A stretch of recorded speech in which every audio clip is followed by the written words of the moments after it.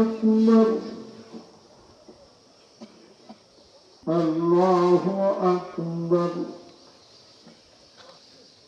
السلام عليكم ورحمة الله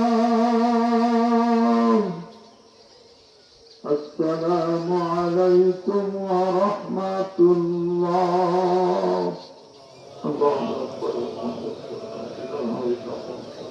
বিশ্বাসী আপন জনরা দুনিয়া থেকে অন্ধকার কবরে চলে গেছে وحق لا إله إلا الله محمد رسول الله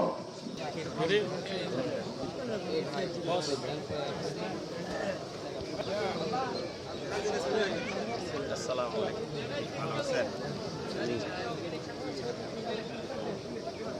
আবার অত্র এলাকাবাসী এবং দেশবাসী সবাইকে ঈদুল আজহার আন্তরিক শুভেচ্ছা অভিনন্দন জানাচ্ছি। সবাই যার যার পরিবারের সাথে সুস্থভাবে এবং সাবধানতা অবলম্বন করে ঈদ করবেন এবং পাড়া প্রতিবেশী যারা গরিব অসহায় মানুষ আছে সবাইকে নিয়ে কোরবানি ঈদ আনন্দ ভাগাভাগি করে নেবেন। আলহামদুলিল্লাহ। ইনশাল্লাহ আমাদের তো ঈদের পরে অস্ট্রেলিয়ার সাথে খেলা আছে ওয়ানডে আর T20, তো যারা খেলবে তাদের জন্য শুভকামনা। আর আমাদের ইনশাল্লাহ সামনে আরও অনেক বড় বড় খেলা আছে, জিম্বাবুয়ের সাথে অস্ট্রেলিয়ার সাথে গিয়ে টেস্টও খেলা আছে। তো আমি আশা করি আপনারা সব সময় যেভাবে বাংলাদেশ টিমের পাশে ছিলেন ওইভাবে এখনও থাকবেন এবং দোয়া করবেন। বাংলাদেশ আপনি যে মাঠে খেলছেন শহীদ স্টেডিয়ামে, সেখানে নিশ্চয়ই আগামীতে জাতীয় আন্তর্জাতিক ম্যাচ হবে প্রত্যাশা করতে কেউ জানেন?